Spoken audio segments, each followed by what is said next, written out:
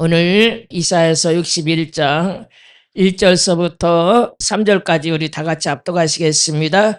주 여호와의 영이 내게 내리셨으니 이는 여호와께서 내게 기름을 부으사 가난한 자에게 아름다운 소식을 전하게 하려 하심이라. 나를 보내사 마음이 상한 자를 고치시며 포로된 자에게 자유를, 갇힌 자에게 노임을 선포하며 여호와의 은혜에 해라. 우리 하나님의 보복의 날을 선포하며 모든 슬픈 자를 위로하되 무릇 시온에서 슬퍼하는 자에게 화관을 주어 그 죄를 대신하며 기쁨의 기름 부음으로 그 슬픔을 대신하며 찬송의 옷으로 그 군심을 대신하시고 그들이 의의 나무 곧 여호와께서 심으신 그 영광을 나타낼 일컬음을 받게 하려 하심이니라. 아멘. 예수님께서 가시면서 내가 가면은 보혜사 그 성령이 오신다고 했어요. 성령은 우리를 도와주시는 분이에요. 죄에 대해서, 심판에 대해서, 의에 대해서 깨닫게 하시고, 그래서 우리가 가장 정확한 멘토는 성령입니다. 그래서 저는 이 목회를 어떻게 할지 모르고 내가 이 일을 어떻게 결정할지 모를 때에 기도를 합니다. 성령님 도와주세요. 성령님, 저는 이 일을 하기를 원합니다. 그러나 이게 과연 하나님의 뜻이 합당한지 여러분 성령님께 의지하고 물어보는 자가 돼야 될 줄 믿습니다. 그래서 갈라디아서 보면은 성령을 따라 행하라고 그랬어요. 왜? 성령은 하나님의 영입니다. 오늘 여기 보면은 주 여호와의 영이 내게 이르셨으니, 내게 내리셨으니 그랬어요. 그러니까 우리가 혼자 신앙생활하게 두는 것이 아니고 하나님은 우리에게 예수님이 가시면서 성령을 보내서, 성령은 지혜의 영이에요. 제가 세상적으로는 이 머리가 잘 안 들어간다고 난 생각해요.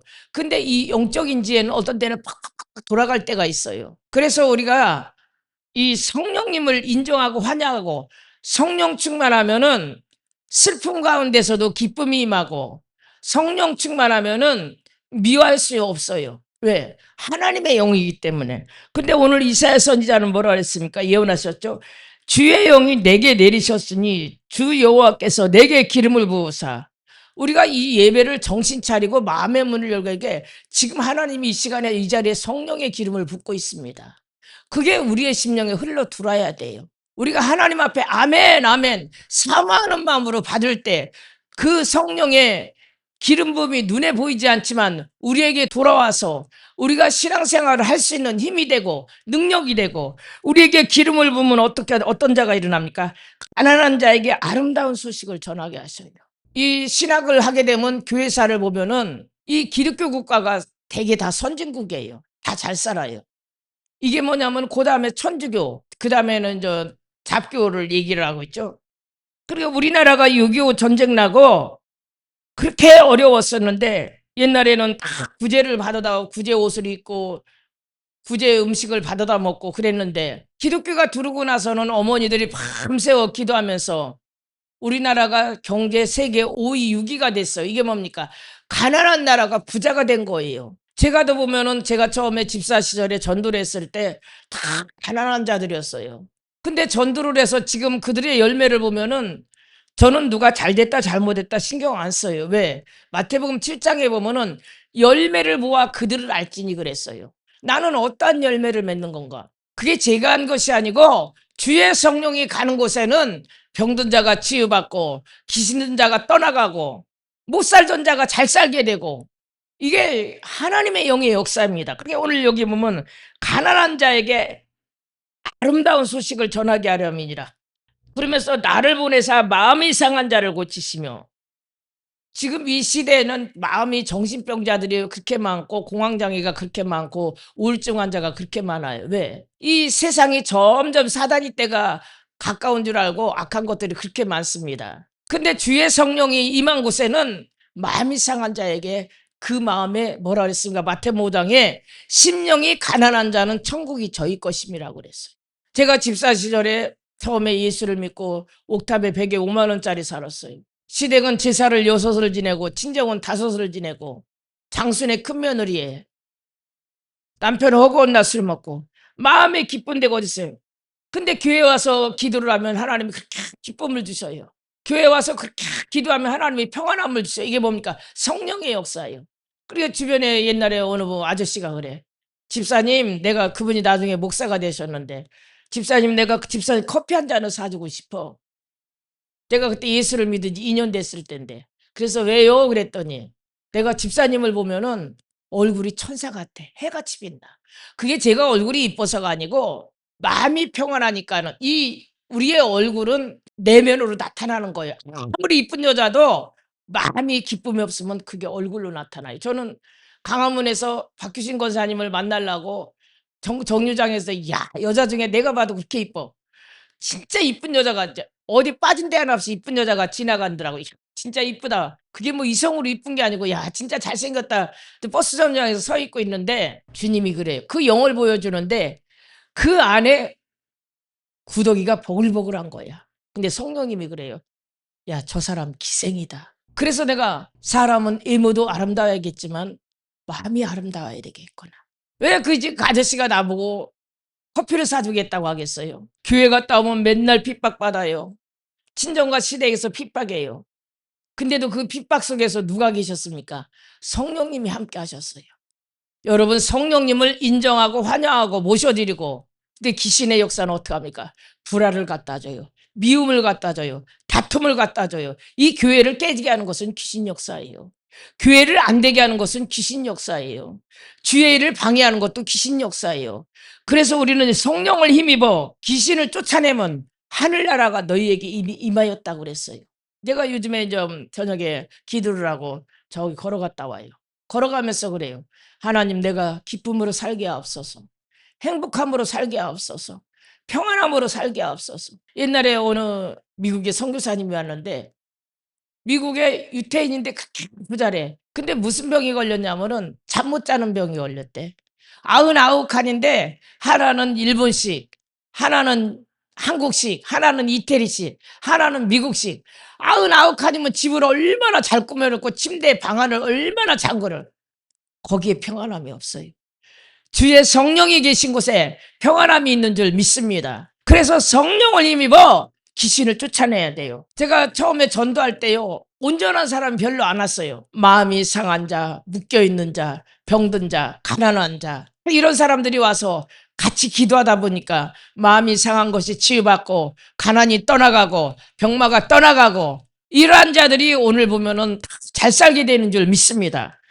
이게 우리 에바다교회가 주의 성령의 바람이 불어와야 돼요. 이 예배의 성령의 바람이 불어와야 돼요. 깨달으시길 주의 이름으로 축원합니다. 예배를 드리고 나면 마음이 기쁘고, 예배를 드리고 나면 마음이 평안하고, 예배를 드리고 나는데 짜증나고, 예배 드리고 불평이 나고, 예배 드리고 그건 잘못된 예배예요. 하나님이 받으시는 예배가 돼야 될 줄 믿습니다. 마음이 상한 자를, 그래서 저도 늘 그래요. 저녁에 가슴에 손을 얹고 성령님, 내 마음을 터치하여 주시옵소서. 그러면 저 방에 뭐가 기쁘겠어요. 그런데 그 안에 행복이 있고 그 안에 기쁨이 있고 그 안에 평안함이 있는 줄 믿습니다. 그 성령님은 지혜의 영이에요. 포로된 자에게 자유를 그랬어요. 오늘날 보면 옛날에 우리 집사님 시동생이요. 키가 1m 한 80은 되는데 정신병원에 몇 년이 있었어. 강시야 강시. 이러고 다녀. 정신병원에서 약을 먹어갖고. 그게 뭐 이거 묶여있는 거예요. 묶여있는 거. 그분을 내 갖고서는 기도원 가서 치료받았어요. 정신병원에 묶여있는 자들을 갖다가니 기도해주고 나니까는 포로된 자에게 하나님께서 자유를 주신 줄 믿습니다. 우리가 싸워야 돼요. 히브리서 보면은 죄와 싸워서 피 흘리기까지 싸워야 되고 마귀와 싸워서 피 흘리기까지. 그런데 예배를 대충 드려요. 기도를 대충 해요. 신앙생활을 대충 해요. 우리 교회 정신 차려야 돼요. 우리 교회 성령의 역사가 있게 하옵소서. 그래서 이 자리에 많은 마음이 상한 자가 와서 치유받고 포로된 자가 와서 자유함을 받고 갇힌 자에게 노임을 받고, 요즘에 이 갇힌 자는 무엇을 말하면 영적으로 갇힌 자를 얘기하는 거예요. 영적으로 도박에 가로막혀 있고 음란에 가로막혀 있고 세상에 술에 가로막혀 있고 갇힌 자들이 너무나 많아요. 근데 우리는 그걸 끊을 수가 없어요. 그러나 누가 끊습니까? 주의 성령이 임하면은 갇힌 자에게 자유를 해야 될 줄 믿습니다. 근데 주님은 우리에게 주의 영을 부어주셔서 이걸 하기를 원해요. 근데 어떻게 합니까? 마귀는 결사적으로 파기를 해요. 예배가 실패하게 하고, 기도를 실패하고, 신앙생활을 실패하게 하고. 그러나 성령은 우리를 도와주시는 분인 줄 믿습니다. 그래서 우리가 기도할 때 하나님 성령의 충만함을 주시옵소서. 성령은 지혜의 영이에요. 오늘 또 3절에 2절에 보니까 여호와의 은혜해라. 우리는 하나님의 보복의 날을 선포하며 그랬어요. 지금 은혜의 시대예요.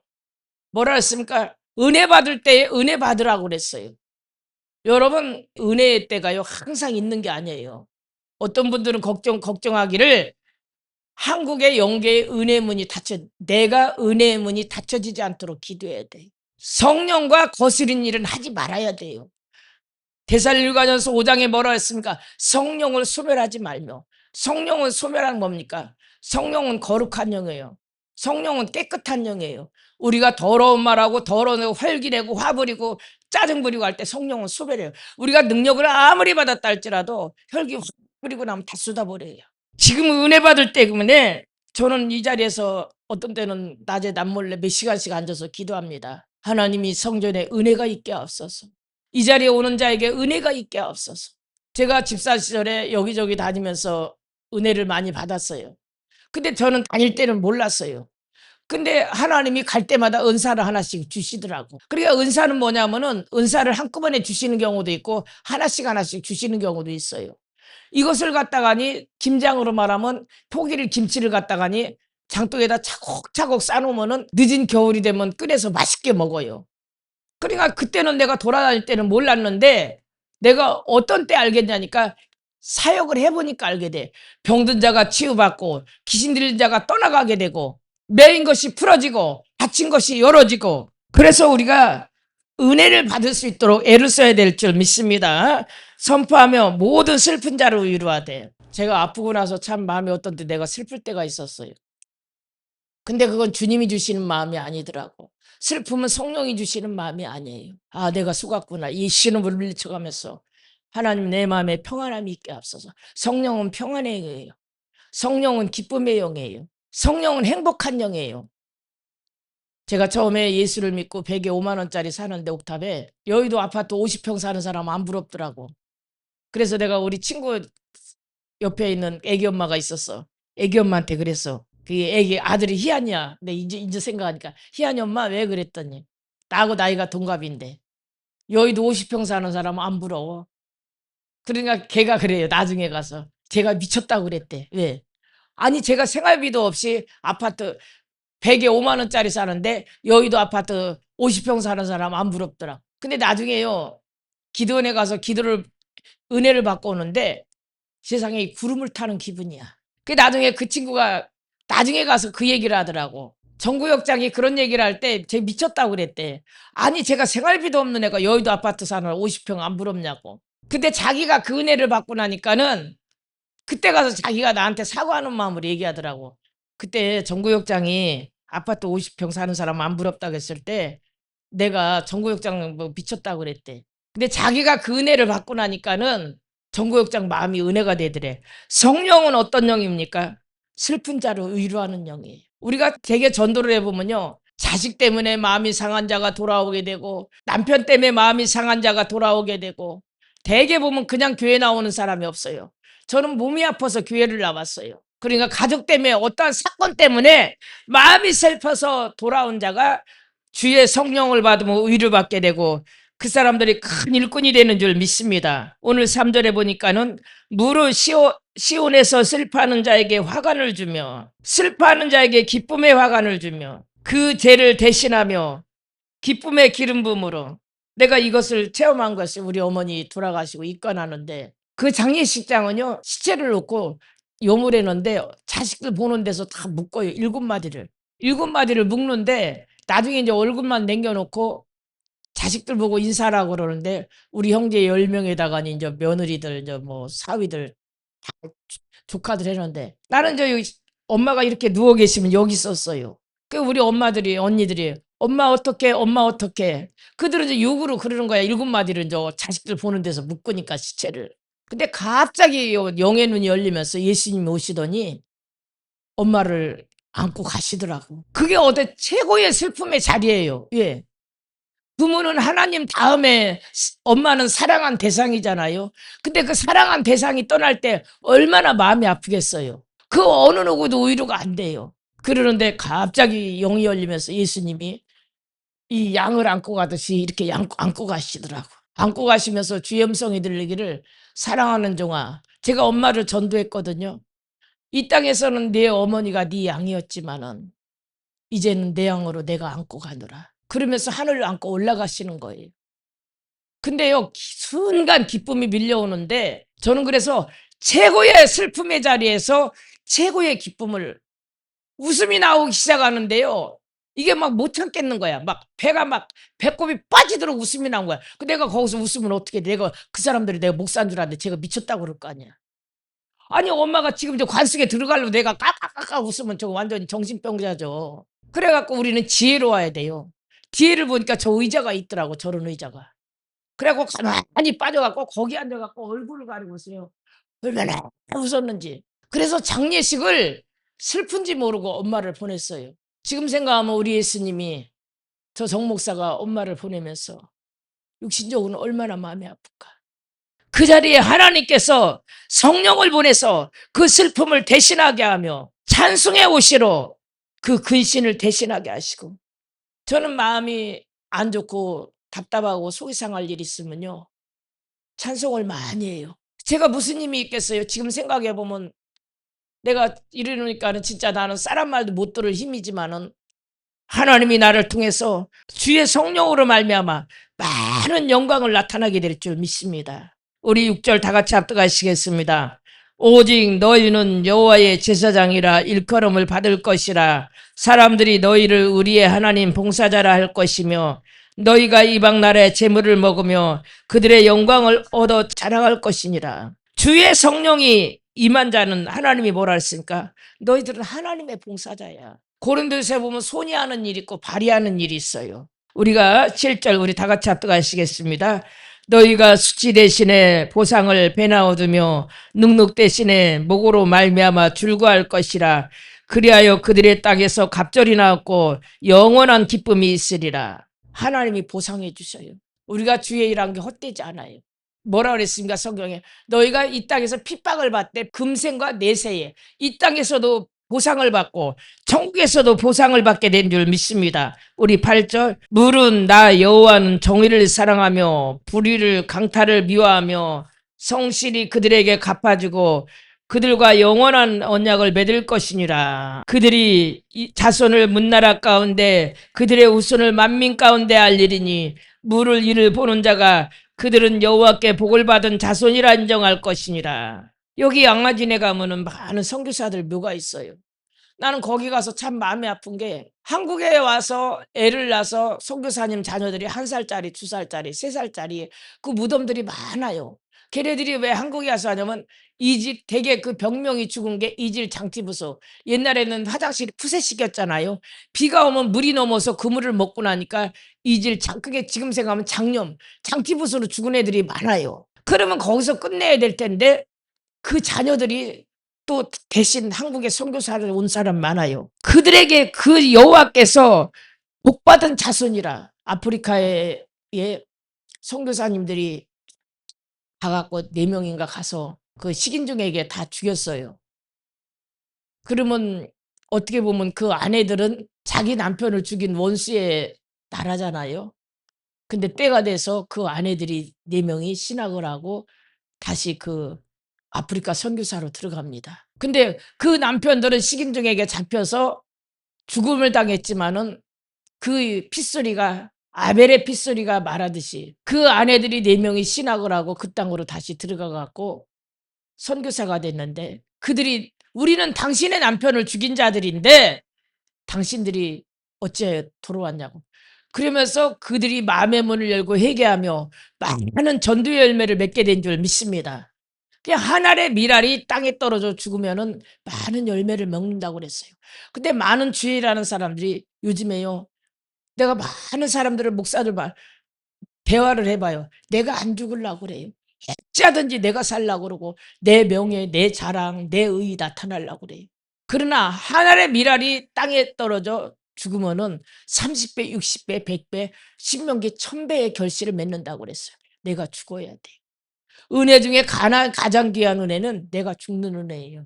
우리 10절 다 같이 합독하시겠습니다. 내가 여호와로 말미암아 크게 기뻐하며 내 영혼이 나의 하나님으로 말미암아 즐거워하리니 이는 그가 그 구원의 옷을 입히시며 공의의 옷을 겉옷을 내게 더하심이라. 신랑이 삼으로 쓰며 신부가 자기 보석으로 단장한 같게 하셨음이니라. 우리 신앙생활은 뭐예요? 내가 여호와를 말미암아 기뻐한다고 그랬어. 고린도전서 3장 5절서부터 8절까지 우리 다 같이 합독하시겠습니다. 그런즉 아볼로는 무엇이며 바울은 무엇이냐? 그들은 주께서 각각 주신 대로 너희에게 하여금 믿게 한 사역자들이니라. 나는 심었고 아볼로는 물을 주었으되 오직 하나님께서 자라나게 하셨나니 그런즉 심는 이나 물 주는 이나 아무것도 아니로되 오직 자라나게 하시는 하나님뿐이니라. 심는 이와 물 주는 이가 이는 한 가지나 각각 자기의 일한 대로 자기의 상을 받으리라. 우리는 하나님의 동역자들이요 너희는 하나님의 밭이요 하나님의 집이니라. 우리는 하나님의 동역자야. 여러분 하나님의 동역자예요. 하나님의 밭이라고 그랬어요. 하나님의 집을 같이 지금 운영하는 줄 믿습니다. 그러면 정군자 목사는 정군자 목사대로 말씀 전하고 기도하고 찬양하고 이 교회를 운영하고 그게 복이에요. 상이에요. 우리가 말씀을 붙잡으세요. 깨달으시길 바랍니다. 온 세상 위하여 나 복음 전하리. 만 백성 모두 나와서 주 말씀 들어라. 죄 중에 빠져서 헤맨 자들아, 주님의 음성 곧 듣고 너 구원 받아라.